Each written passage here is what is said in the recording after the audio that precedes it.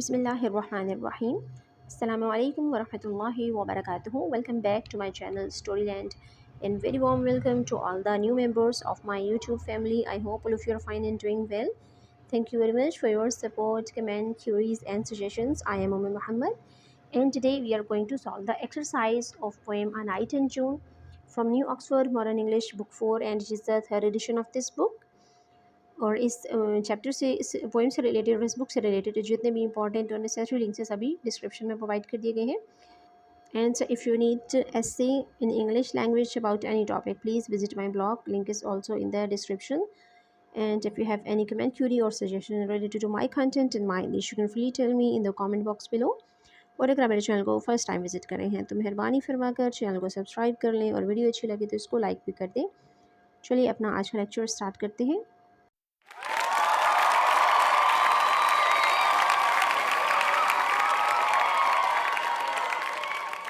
अल्लाहुम्मा फ़अनी बिमा अल्लमतनी वअल्लिमनी मा यंफ़अनी वज़िदनी इल्मन वल्हम्दुलिल्लाहि अला कुल्लि हाल.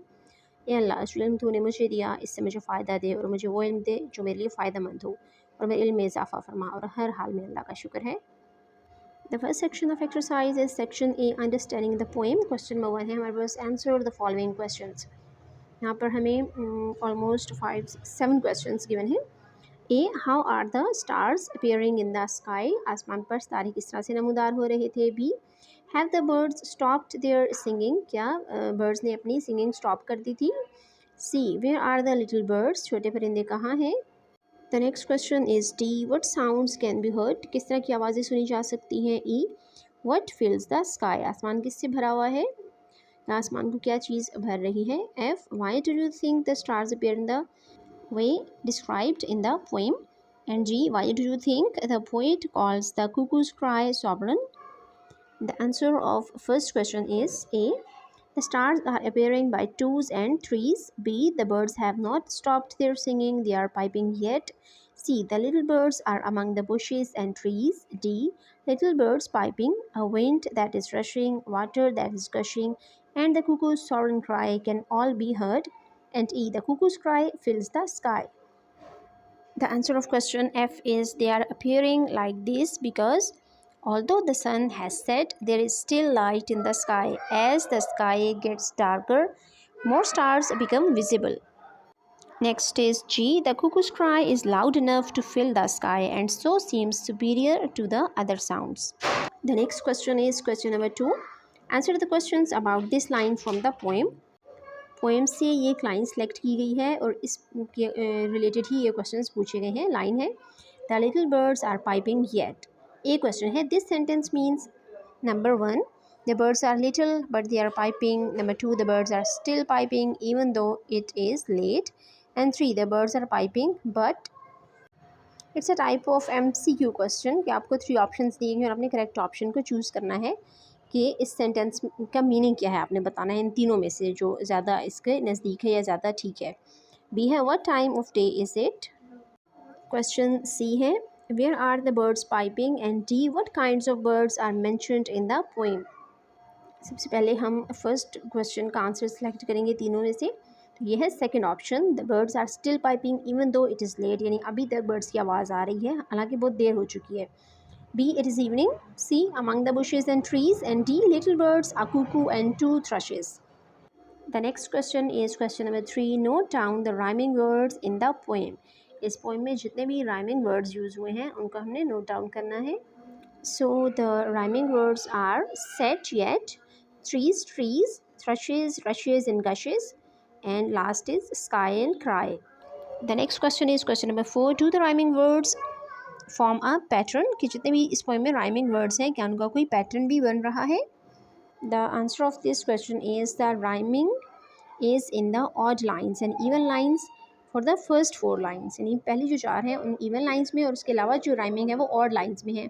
Then N odd 5th line, और उसके बाद 5th नंबर की जो ऑड लाइन है उसमें which happens to rhyme with the next 2, जो कि अपने से अगली यानी जो 2 उसकी लाइन्स हैं उसके साथ राइम कर रहा है. And the last 4 lines are rhyming couplets, और लास्ट जो 4 लाइन्स हैं वो कपल्स में यानी पेयर्स में उनकी राइमिंग है. द स्कीम और pattern is A B then C and next is double C and double D. Next question is question number 5. Find the odd one out in each of the following list. हमें कुछ lists given है, 4 list है. Hint है हमारे पास, see the words out loud. Words को आपने ऊंची आवाज़ में पढ़ना है. And mark the word that is pronounce differently. और एक वर्ड ऐसा है जिसका साउंड बाकी वर्ड से डिफरेंट है, यानी उनको हम डिफरेंट तरीके से प्रोनाउंस करेंगे. The first one has been done for you. एक हमारे लिए सॉल्व कर दिया गया है. रीड करते हैं. ए सेट मेट डेप्ट yet get eat and threat. अब इसमें ईट डिफरेंट साउंड किया है बाकी वर्ड से, तो उसको हम सर्कल कर देंगे. इस तरह से है B freeze ease peace trees freeze peas and breeze. C है rushes cushes bushes crushes flushes and thrushes. अब बी में पीस का साउंड डिफरेंट था, इसमें ज नहीं सी की वजह से स साउंड आ रहा था, बाकी सब में ज का साउंड था, जैसे ईज है. और इस तरह से थर्ड रो में हम देखेंगे तो rushes cushes and bushes. Bushes is different. D में है dye sky cry fry high nigh and by. तो सेकंड लास्ट वर्ड जो है ने, ये डिफरेंट है. तो ए में है ईट, बी में पीस, सी में बुशेज एंड डी में ने. The next section of exercise is section B, working with words. Question number 1 है use these words in sentences of your own. In words को हमने sentences में use करना है. The first word is set. We received a complete set of dinner plates. Second sentence is government is taking electricity to the far off farms. Third number पे sentence है the ball was hidden among the leaves. Fourth है I heard a gush of water. And last is the owls nested in the hollow of a tree. Next question is question number 2. Use these words in oral sentences if you are not sure of the exact meaning. In words को आपने oral sentences में use करना है, और अगर आपको इसका सही मायने नहीं मालूम, लुक इन द डिक्शनरी. आप डिक्शनरी से हेल्प ले सकते हैं. वर्ड्स हैं gush, spout, sprinkle, trickle, drip, pour, flood, surge, spurt, stream, flow and jet. The first word is gush. A tanker continues to gush oil off the coast. Second sentence is the teapot spout was completely stopped by tea leaves. And third is sprinkle chocolate on top of the cake. Fourth sentence is we heard the trickle of water from the roof. Second last is a drip of water fell from the tap. And last is she poured tea for me. Next है Asif's house was damaged by the flood. I felt a huge surge of relief and happiness. The water came out with a spurt. There was a small stream at the end of the garden. Rivers flow into the sea. Her private jet landed in emergency. The next topic is telling the time. In many parts of the world, दुनिया के बहुत से हिस्सों में specially खास तौर पर at airports पर एंड स्टेशंस और स्टेशंस पर पीपल यूज़ अ 24 आवर क्लॉक. वहाँ पे जो लोग हैं वो 24 आवर क्लॉक को यूज़ करते हैं. फॉर एग्जांपल, मिसाल के तौर पर when we say 8 AM and 8 PM, the letters AM show that it is in the morning. जब हम AM बोलते हैं 8 के साथ, तो इससे ये शो होता है कि सुबह की बात हो रही है. The letters PM tell us that it is after midday. ये दोपहर के बाद की बात हो रही है, मिड डे के बाद की बात हो रही है. The 24 hour clock we do not stop at midday and go back to 1 o'clock. तो ऐसी जो क्लॉक जो 24 आवर्स की हो, उसमें हम 12 पे आकर रुकते और दोबारा 1 पे वापस नहीं जाते. But we go on to 13, 14 and so on. बल्कि हम 12 के बाद 13, 14 की काउंटिंग स्टार्ट कर देते हैं. We write 13, 15 hours for quarter past 1 in the afternoon and 14, 45 hours for quarter to 3 in the afternoon, 18, 15 hours for quarter past 6 in the evening and so on. ये वक्त हम इस तरह से कन्वर्ट कर देते हैं 24 आवर्स की क्लॉक में. क्वेश्चन नंबर 3 है हमारे पास write the time using a 24 hour clock. हमें नीचे जो 6 क्वेश्चन गिवन है और इनको हमने कन्वर्ट करना है टाइम को. AM PM की बजाय हमने इसको 24 आवर क्लॉक में कन्वर्ट करके लिखना है कि हम इसको किस तरह से लिखेंगे. यहाँ पर सबसे पहले क्वेश्चन का आंसर है 15 hours. Next is 6:15 hours. C is 16:15 hours. D 19:45 hours. E 17:45 hours and F is 22 hours. Next question is question number 4. Write the time using AM and PM. यहाँ पे हमें जो टाइम है वो 24 आवर क्लॉक के accordingly given है और उसको हमने कन्वर्ट कर देना है AM and PM में. यहाँ पर फर्स्ट क्वेश्चन का आंसर है 12:15 AM. B 10:45 PM. C 9:15 AM. And D is 4:45 PM. The next question is question number 5. Look at these watches and clocks. इन घड़ियों को देखिए. Notice where the hands are pointing. और हमने नोटिस करना है कि इनके हैंड्स किस तरफ को पॉइंट कर रहे हैं. इसके नीचे टाइम गिवन है 9:15, 9:30 and 9:45.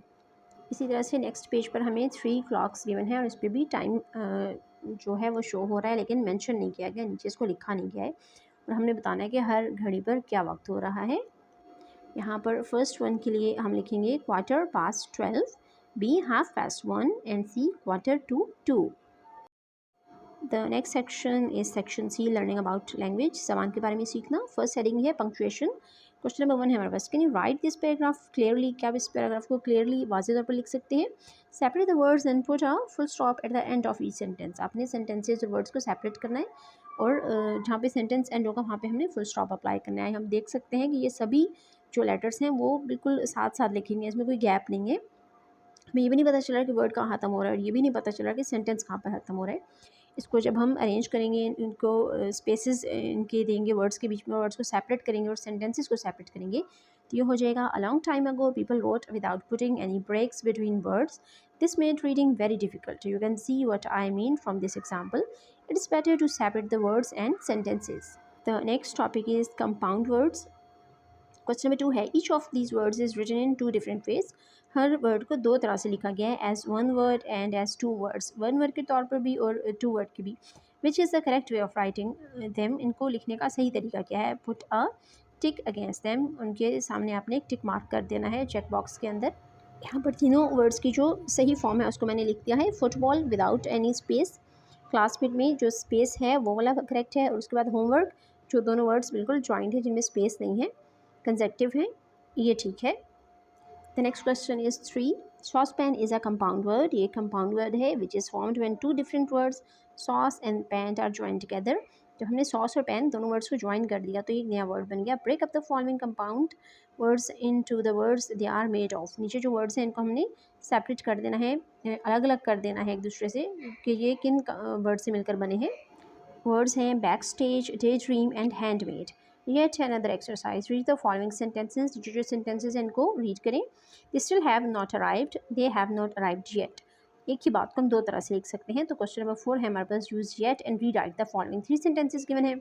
The man has still not finish the work, B Fiza has still not told her parents, and C Munir has still not left the hospital. इन तीनों सेंटेंसेज को हमने येट यूज़ करते हुए लिखना है। सबसे पहले हम कंपाउंड वर्ड्स को सेपरेट कर लेते हैं।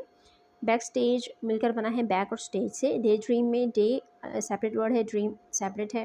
इस तरह से हैंड में हैंड को हम एक कंप्लीट वर्ड है और मेड भी एक कंप्लीट वर्ड है, ये इन दोनों वर्ड से मिलकर बना है।